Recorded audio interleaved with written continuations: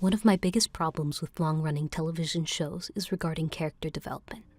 With many shows, once a character has reached the end of their development arc, writers will revert characters back to their original state at the start of the next season, essentially erasing any interesting character development they may have gained.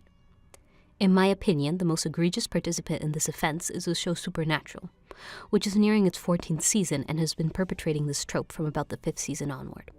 Although it was cancelled well before it could be called long-running, NBC's Hannibal was successful in showing change through all its characters. Characters changed drastically over the course of the show. When they reach the end of their arc, they either escape from Hannibal or are killed by him. Despite being cancelled prematurely, Hannibal managed to create pockets of perfect character development, demonstrated through scenes throughout the 3 seasons.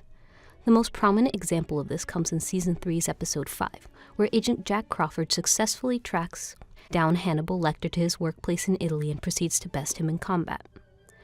On its own, the scene is pretty straightforward.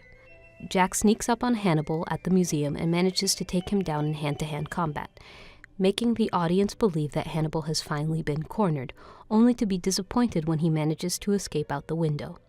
When watching the scene in the context of the greater show, however, it becomes much more than a simple fistfight. This is because, in the finale of the previous season, almost the exact same fight went down to startlingly different results. Those of Jack being left for dead, bleeding out in Hannibal's closet, and Hannibal calmly walking out his front door, covered in the blood of others. This scene in the previous season was also possibly one of the most important, as it was played twice over the whole season, once at the beginning and once at the end.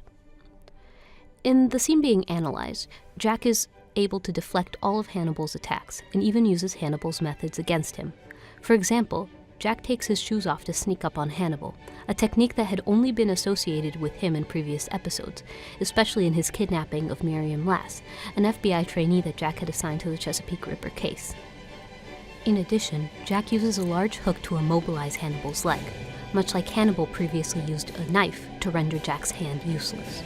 In addition, the usage of a 3-pronged hook to attack Hannibal only adds to Jack's image as a fisherman, creating another closed motif within the show.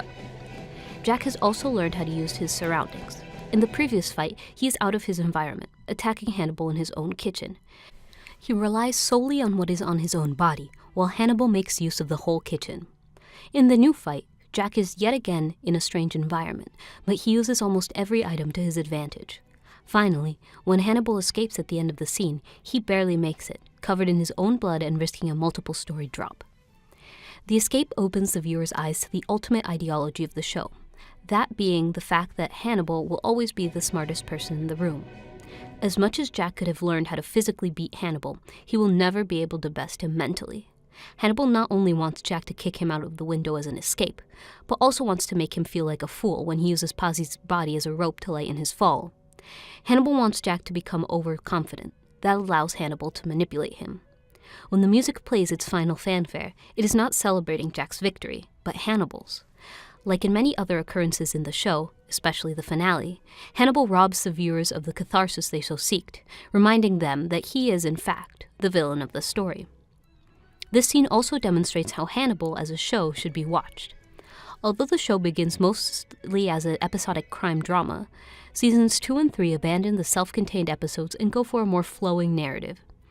Hannibal is meant to be watched more as a film, and works better with a binge-watching method, where character development and similarities between scenes can be detected and analyzed. So what is the ideology of the scene? This scene shows that it trusts the viewers to make connections between episodes, and that they will see how characters have changed. Jack Crawford does not start Season 3 at the same place he started Season 2, making the same mistakes and losing the same fights. He has learned how to manipulate Hannibal, much like Will Graham had in the previous season, and has grown to be able to use his surroundings to his advantage.